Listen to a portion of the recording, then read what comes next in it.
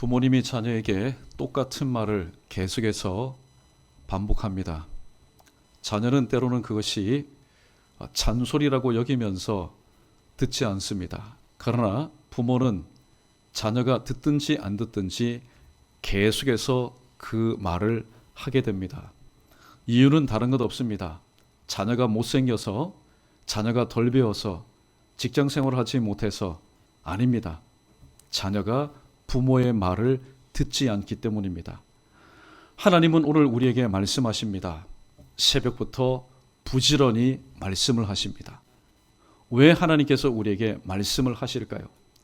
물론 그 하나님의 말씀을 붙잡고 좀 더 하나님의 자녀다운 복된 삶을 살 수 있도록 하시기 위해서 주실 때도 있지만은 내가 들어도 우리가 들어도 똑같은 말씀인데 계속해서 우리에게 반복해서 하시는 것은 바로 내가 하나님의 말씀대로 순종하지 않고 불순종하는 삶을 계속해서 살기 때문에 하나님 역시 우리를 사랑하시는 그 사랑의 근거에서 계속해서 똑같은 메시지를 주신다는 사실입니다.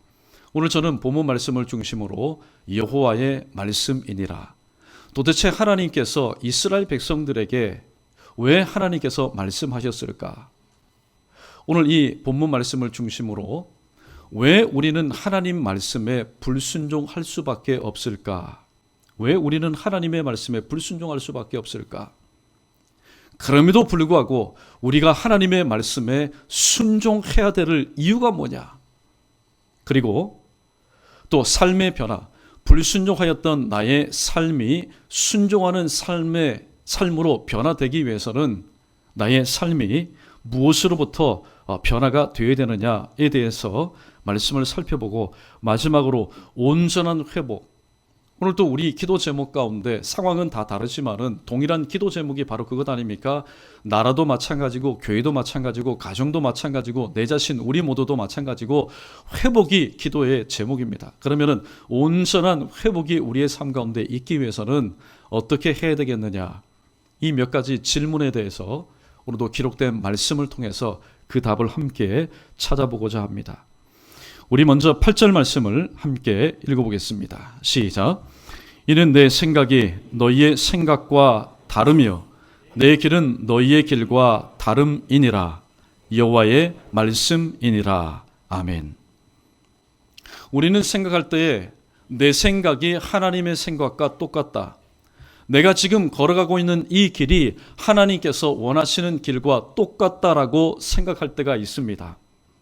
내가 생각할 때는 바른 생각이다, 정확한 생각이다, 옳은 생각이라고 얘기하지만은 그런 생각을 하는 우리를 향해서 하나님은 이렇게 말씀합니다. 착각이라고 말씀합니다. 왜냐하면 하나님의 말씀이기 때문에요. 내 길과 너의 길은 다르다. 내 생각과 너의 생각은 다르다. 하나님께서 그렇게 말씀하시고 마침표를 찍으셨는데 우리는 그렇게 생각하지 않습니다. 내 생각이 하나님의 생각과 똑같으니까 하나님의 일을 한다고 생각합니다. 내가 걸어가는 길이 하나님께서 예비하신 길이라고 생각하기 때문에 이 길은 사명의 길이라고 말합니다. 그러나 그러한 착각 가운데 살아가는 우리를 향해서 오늘 주님은 이렇게 8절 말씀을 통해서 우리에게 교훈해 줍니다. 다르기에 순종해야 한다고, 다르기에 순종해야 한다라고 말씀하고 있습니다. 자, 첫 번째 질문. 우리는 왜 불순종하며 살아갈까? 말씀을 듣지 못해서, 이해하지 못해서, 깨닫지 못해서, 손발이 없어서 아닙니다. 우리가 불순종하는 이유에 대해서 오늘 성경은 세 가지의 단편적인 예를 성경의 신뢰를 통해서 우리에게 다음과 같이 말씀합니다. 열왕기하 5장 11절에 보면은 나아만이라는 사람이 등장합니다. 이 나아만은 이 아람 나라의 모든 권세를 왕 다음에 절대 권력을 가진 사람이었습니다. 그러나 그가 생각할 때에 이 모든 것은 허무하기 짝이 없었습니다. 왜냐하면 자신의 몸 가운데 나병이라는 바로 난치병, 불치병, 어떻게 보면은 정말로 쓸모없는 그런 병이 걸렸기 때문입니다. 그러나 자기 집에 길렀던 한 하인 여계집의 정보를 듣고 북쪽 이스라엘의 엘리사에게로 내려갑니다. 나만 생각해. 내가 이 엘리사에게 가면은 엘리사가 그래도 국격이 있지. 내가 그래도 이 아람 왕의 존경을 받는, 왕의 친위를 받는, 사랑을 받는 장관이라면은 뛰쳐나와서 오늘 나의 상처에다가 손을 대고 자기 하나님의 이름을 불러서 낫게 하실 것이라고 그렇게 생각했는데 달랑 사환을 한 명 보냅니다. 그리고 요단강에 가서 7번 몸을 씻어라. 그리하면은 네가 낫겠다. 나만 생각해. 내 조국에는 아마나와 바르바리라는 이 요단강보다도, 탁한 요단강보다도 더 수질이 깨끗한 강이 있지 않느냐. 나보고 이 탁한 물에 들어가서 고침을 받으라. 처음에는 왕강이 거절했습니다. 불순종했습니다. 그러나 그의 종들의 간청을 통하여서 순종하기는 하되 억지로의 순종을 통하여서 7번 몸을 담그고 나올 때에 그의 몸이 어린 아이와 같이 깨끗하게 회복되었습니다. 오늘 이 나만 장군이 처음부터 오늘 병이 깨끗하게 고침받지 못했던 이유는 뭘까요? 아니요. 이 나만 장군이 불순종하였던 이유는 무엇일까요? 두 번째 예입니다. 사울왕이 사무엘 선지자에게 꾸지람을 듣습니다. 사울왕이여, 순종이 제사보다 낫고 듣는 것이 수양의 기름보다 낫지 않습니까? 왜 왕이 하나님의 말씀대로 이 아말렉을 진멸하지 아니하였나이까? 사무엘상 15장 24절 말씀을 보면은 오늘 이 사울왕이 이렇게 대답을 합니다. 내가 백성을 두려워하여 여호와의 말씀과 당신의 말을 내가 순종하지 아니하였다라고 이야기하고 있습니다. 세 번째 예입니다. 요나서 1장 3절에 보면은 분명히 요나가 지금 가야 될 그 방향은 니느웨였는데 어찌된 영문인지 모르게 이 요나는 니느웨와는 정반대의 방향인 다시스로 가는 배를 타기 위해서 욥바항에 지금 있습니다. 그리고 다시스행 배를 탔습니다. 왜 이 세 인물들이 하나님의 말씀에 불순종했을까요? 나아만 장군도 하나님의 말씀 왜 불순종했을까요?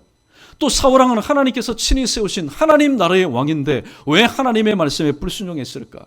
그리고 무엇보다도 선지자면은 하나님의 말씀을 생명 내대 걸고 그 말씀대로 살아야 되는데 왜 요나가 하나님의 말씀에 불순종하였을까? 이유는 단 한 가지입니다. 우리 크게 한번 따라해 볼까요? 다른데 내가 기준이 되었기 때문입니다. 하나님의 생각과 자신의 생각이 달랐습니다. 하나님께서 허락하신 길과 자신이 걸어갈 길이 달랐습니다. 그런데 누가 기준이 되었어요? 하나님이 기준이 되었다면은 오늘 그렇게 순종했을 겁니다. 그러나 그 상황은 다 다르지만은 내가 기준이 되어서 내 생각이, 내 뜻이, 내 계획이 기준이 되었기 때문에 그들은 하나님의 말씀이 엄연히 선포되었음에도 불구하고 하나님의 말씀에 순종하지 못하는 불순종의 삶을 살았습니다. 그러나 성경은 그럼에도 불구하고 오늘 우리가 하나님의 말씀에 순종해야 될 이유에 대해서 몇 가지를 제시합니다. 하나님은 우리가 고백하는 것처럼 전능하신 분이시지만은 나는 무능하기 때문에, 하나님은 전지하신 분이시지만은 나는 무지한 존재이기 때문에, 하나님은 크고 강한 분이시지만은 나는 작고 연약한 존재이기 때문에, 하나님은 우리가 고백하는 것처럼 내 인생의 참된 목자이시지만은 나는 한 치 앞도 바라보지 못하는 어리석은 양과 같기 때문에, 하나님은 바로 나의 구원주이시지만은 나는 하나님의 그 구원의 손길이 없으면은 살아갈 수 없는, 멸망받을 수밖에 없는 죄인이기 때문에 우리는 하나님의 말씀에 불순종했던 삶을 청산하고 그 말씀에 그럼에도 불구하고 순종하는 삶을 살아야 됩니다. 한 사람이 있습니다. 그 사람은 그 지역에 대해서 알지 못합니다. 그 땅을 처음 밟아본 사람입니다. 그런데 그 땅에 한 사람이 나왔습니다. 맞으러 나왔습니다. 이 사람 생각에 가만히 보니까 나보다 키도 작고 나보다 생기기도 못생겼고, 또 가만히 보니까 이 문명세계가 아니라 비문명세계에 살다 보니까 배운 것도 나보다 별로 없는 것 같아서 만약에 자기 멋대로, 자기 생각대로 그 지역을 돌아다닌다면 어떻게 될까요? 백발백중, 십중팔구 사고를 당할 수밖에 없습니다. 그럼에도 불구하고 그 사람 말에 순종해야 될 이유는 바로 여기에 있습니다. 나는 그 사람은 외지인이고 타양인이지만은 바로 그 사람은 그곳에서 자라서 눈 감고도 자, 이곳으로 가면은 이런 길이 있고, 이곳에 가면은 함정이 있고, 이곳에 가면 절벽이 있고, 이곳에 가면 무엇이 있다는 것을 꿰뚫고 있는 바로 원주민이기 때문입니다. 하나님은 원주민보다 못하십니까? 아닙니다. 하나님은 우리를 지으시고 우리의 과거와 현재와 미래를 꿰뚫고 계시는 분이십니다. 우리가 왜 불순종하느냐? 범사에 내가 기준이 되기 때문에 우리는 불순종할 수밖에 없었다.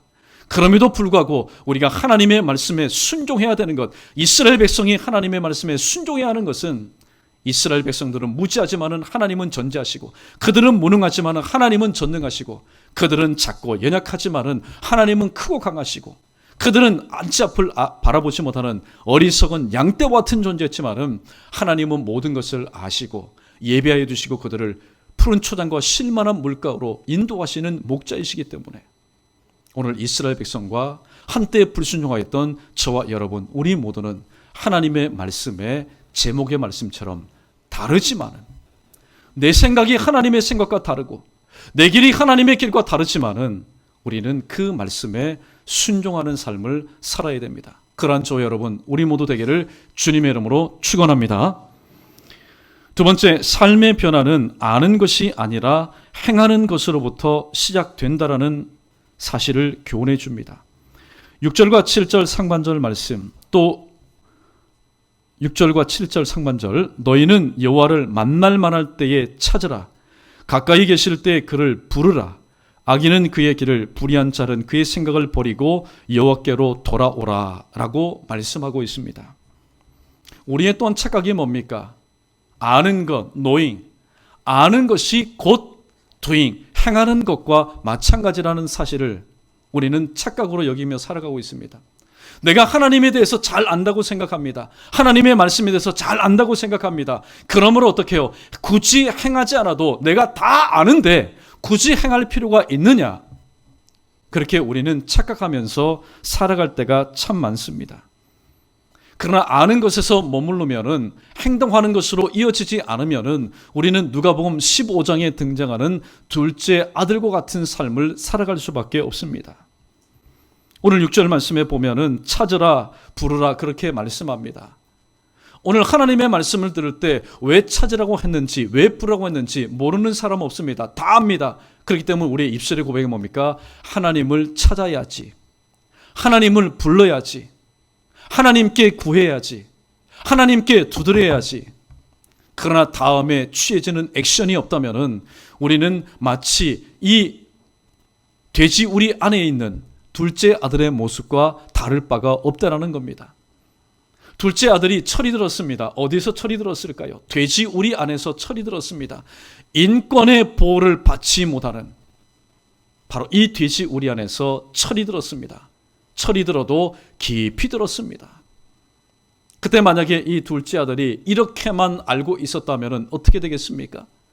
내가 아버지를 찾아야지, 내가 아버지께 구해야지, 내가 문을 두드려야지 라고 알고만 있고 움직이지 않고 그 돼지 우리 안에서 계속해서 있었다면 아마 이 둘째 아들은 되지만도 못한 그런 삶으로 그의 삶을 마감했을 겁니다. 그럼에도 불구하고 삶의 변화는 아는 것이 아니라 행하는 것이라는 것, 행함으로부터 시작된다는 사실을 깨달았기에 오늘 이 둘째 아들은 아버지에게로 돌아올 수가 있었습니다. 일반적인 심성, 일반적인 양심을 가진 사람이라면 그 거지 몰골을 한 그런 모습을 가지고 아버지에게로 돌아올 수 있는 사람이 누가 있겠습니까? 아무도 없을 겁니다. 그러나 사는 길은 바로 이것이다. 아버지께로 돌아가는 것만이 내가 살 수 있는 유일한 길이다. 아버지가 나를 둘째 아들로 받아주지 않고 나를 종으로 여긴다 할지라도 내가 살 수 있는 것은 이 돼지 우리 안보다는 아버지에 비해서 그저 이름 없는 종으로 사는 것이 더 낫지 않겠느냐. 사는 길은 아버지께로 돌아가는 것이다. 돌아가는 게 뭡니까? 바로 행함이라는 사실입니다. 이론과 실제가 다를 때가 참 많습니다. 이론과 실제가 다를 때가 참 많습니다. 여러분의 자녀 중에 혹은 여러분의 손주들 중에 오늘 또 군문에서 복무를 하는 그런 아들들이 참 많을 겁니다. 그런데 대부분 신병들이 느끼는 이 군 생활에 처음 맞이하는 충격이 뭡니까? 훈련소에 갔을 때, 민간으로 있었을 때 자유롭게 살다가 시간이 되면 밥을 먹고 일어나고 훈련하고 그 절제된 시간에 먼저 충격을 받습니다. 그러나 한 달 내지 한 3개월 정도 어느 정도 훈련을 받으면 그것도 익숙해집니다. 그런데 훈련소에서 오늘도 훈련받았던 훈련병들이 자대 배치를 받게 되면 또 큰 충격을 받게 됩니다. 왜냐하면 내가 훈련소에서 배웠던 이 모든 군사적인 지식이 자대는 다 다르기 때문입니다. 지형지물도 마찬가지고 모든 것들이 다 다르기 때문에 그럼에도 불구하고 상황은 다 다르지만은 내가 훈련소 때 배웠던 그 이론을 어떻게 해요? 그 실정에 맞게끔 변형하여서 잘 적용하는 것. 그것이 바로 살아남는 길이라는 사실입니다. 삶의 변화는 아는 것이 아니라 행동하는 것으로부터 시작된다. 왜 우리는 그렇게 해야 될까요?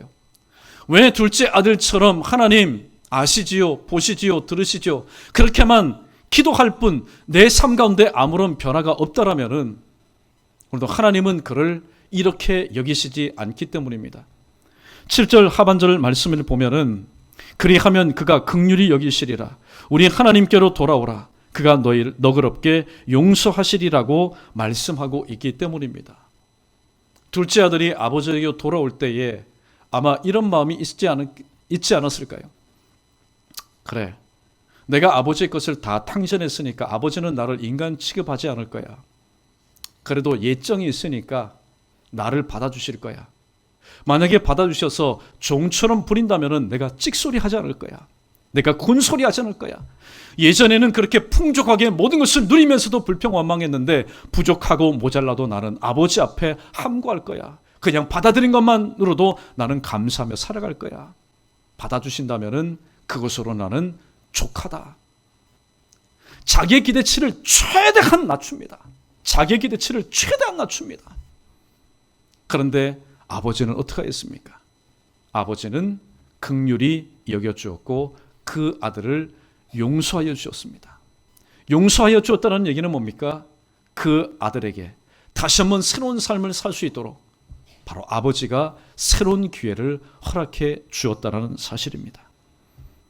만약에 아는 것으로만 멈춰서 돼지우리 안에 있었다면 아버지의 그 품 안의 따스함이 무엇인지, 용서함을 받은 자의 기쁨이 무엇인지 오늘도 알지 못했을 이 둘째 아들, 아는 것에서 과감하게 오늘도 그 자리를 뛰쳐 나와서 아버지에게로 있는 모습 그대로 나아갈 때에 아버지가 그를 받아주었고 긍휼히 여겨주었고 용서함을 통하여서 둘째 아들이라는 육신의 신분을 가지고 있었지만은 아버지가 반지를 끼워줬습니다.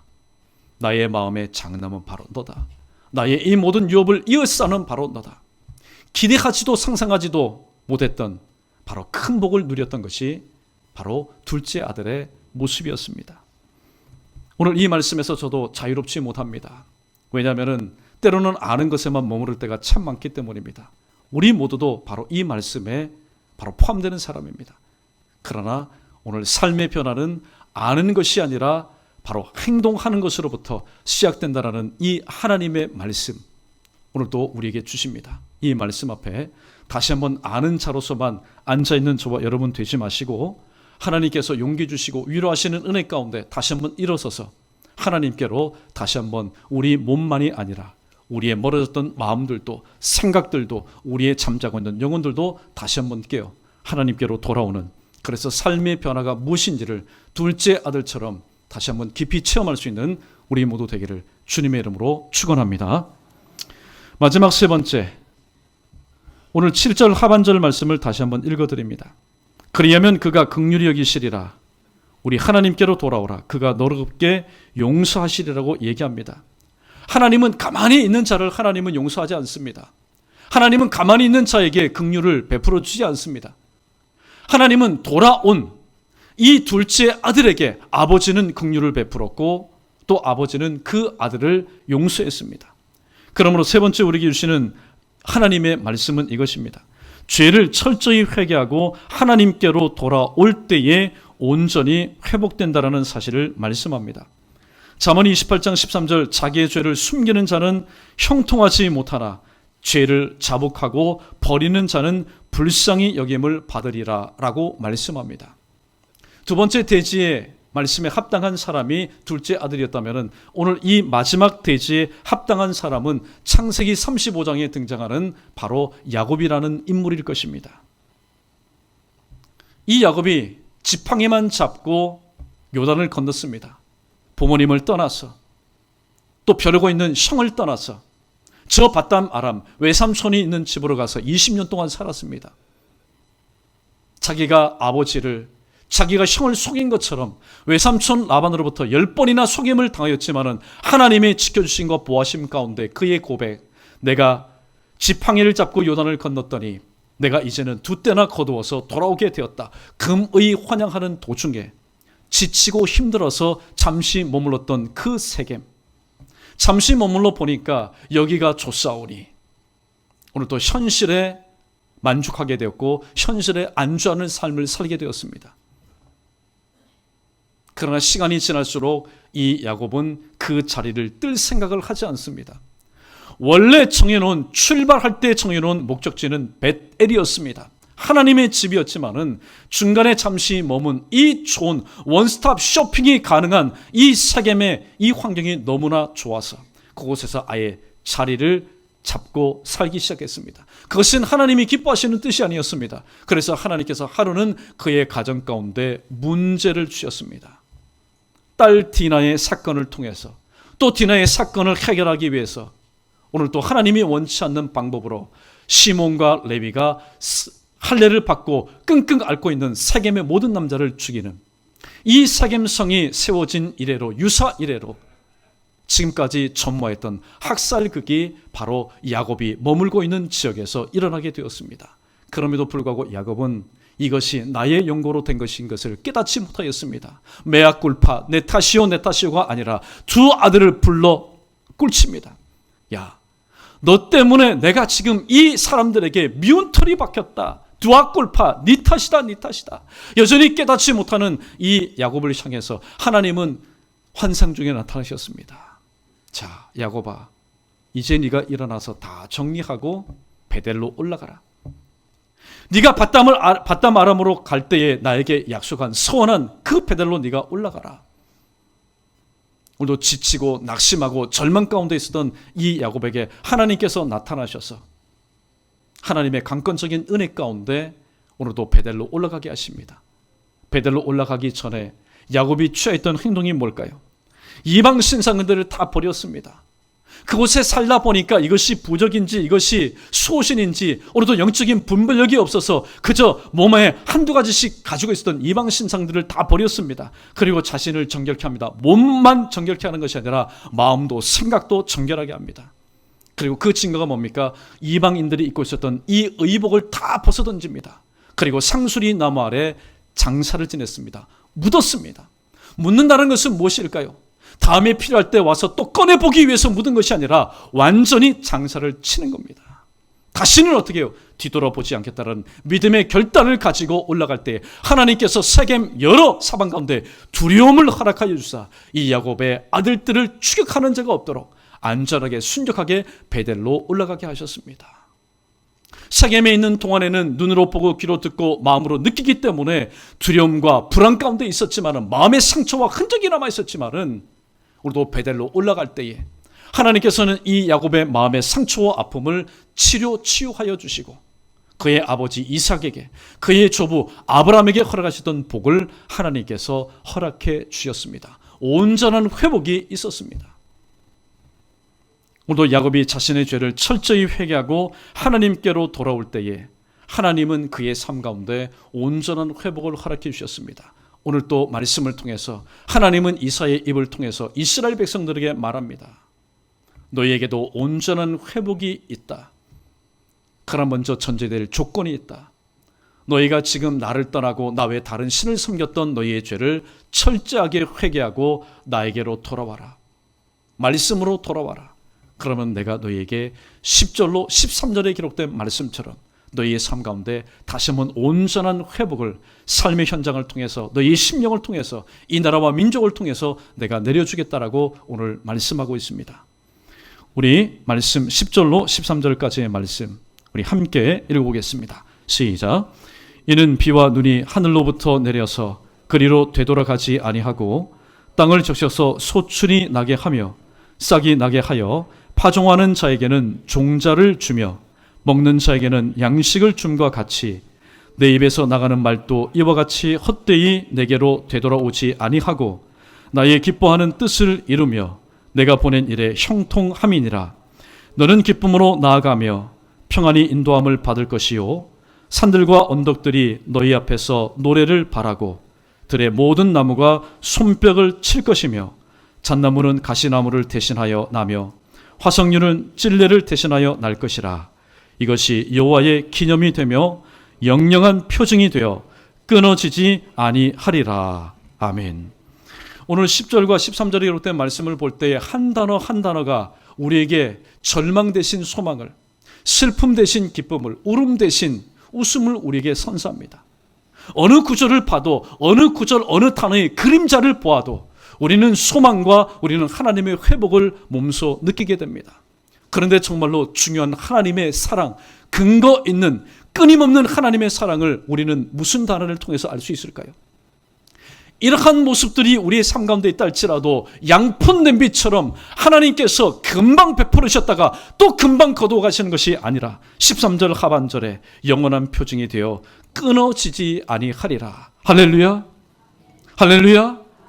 끊어지지 않는 것, 변함없는 사랑. 솔직히 오늘 저와 여러분 우리 모두도, 그리고 이 나라와 민족도 마찬가지입니다. 이 지구촌도 마찬가지입니다. 하나님 보실 때에 불편하고 하나님 보실 때에 여러분 심판대에 올라서 직결 심판받을 일들이 참 얼마나 많습니까? 우리의 허물들이 얼마나 많습니까? 그럼에도 불구하고 우리는 하나님을 향한 불규칙적인 조변 삭객하는 그런 불순종에도 불구하고 하나님은 끊임없이 변함없이 우리를 사랑하시는 그 사랑의 기운으로, 그 말씀으로 우리를 품어주시는 은혜 가운데 우리는 살아가고 있습니다. 오늘 이스라엘 백성들 되어진 일들을 바라보며 야, 이제 우리 죽었다, 하나님의 심판에서 살아남을 사람이 누가 있겠느냐, 그렇게 절망 가운데 있을 때, 낙심할 때에 하나님은 하나님의 선지자의 입술을 통하여서 아니야, 너에게도 살 길이 있다, 너에게도 소망이 있다. 그것은 바로 너희가 너희의 죄를 철저하게 회복하고 나를 떠났던 나에게로 다시 돌아올 때에 내가 오늘도 10절과 11절과 12절과 13절에 기록된 끊임없는, 끊이지 않는 이 복을, 이 평안을 너에게 허락해 주겠다라고 말씀하고 있습니다. 말씀을 정리합니다. 우리는 다르면은 대번에 무엇부터 나옵니까? 대번에 입술로 불평하고 원망합니다. 내가 무엇인가를 요구했을 때 부모님이 내가 원하는 답변을 주지 않을 때 우리는 아버지이지만은 어머니이지만은 나를 낳아준 부모님이지만은 지금까지 베풀어준 모든 은혜를 싹 잊어버리고 입을 삐죽삐죽거립니다. 불평하고 원망합니다. 육신의 부모에게는 그럴 수 있다고 치지만은 하나님 아버지에게는 그렇게 할 수 없습니다. 달라도 어떻게 해요? 순종해야 됩니다. 우리는 무지하지만은 하나님은 전지하신 분이기 때문에, 우리는 무능하지만은 하나님은 전능하신 분이기 때문에, 우리는 작고 약한 존재이지만은 하나님은 끝이 없는 크고 강하신 분이기 때문에, 우리는 한 sap을 바라보지 못하는 어리석은 양과 같지만은 바로 우리의 이 모든 것을 품고 늘 사랑을 품는 하나님은 바로 목자와 이시기 때문에, 그리고 무엇보다도 우리는 주님의 긍휼하심이 없으면은 이 땅에서 살다가 심판대 앞에서 영원히 죽을 수밖에 없는 죄인이지만은 그러한 죄인인 우리를 예수 그리스도를 보내어서 구원하여 주시고 바로 구속하여 주실 구원주이시기 때문입니다. 그러므로 다르기에 불평 원망하지 마시고, 하나님께서는 다 알고 계십니다. 그러므로 불평하지 마시고 다르기에 오늘 또 하나님 앞에 순종하는 우리 모두 되어야 될 것이며, 또 삶의 변화는 아는 것이 아니라 행동하는로부터 시작된다는 사실을 다시 한번 기억하시고, 오늘 또 저와 여러분 우리 모두의 허물과 죄를 철저히 회개하여 하나님께로 돌아올 때에 또 하나님의 회복의 놀라운 은혜가 오늘도 내 심령을 통해서, 우리를 통해서, 우리 각자가 오늘도 몸담고 있는 공동체를 통해서 다시 한번 풍성하게 일어나는 그런 귀한 역사가 일어나기를 주님의 이름으로 축원합니다. 이것이 바로 오늘 하나님의 말씀을 사모하는 바로 여호와의 말씀입니다. 기도합니다.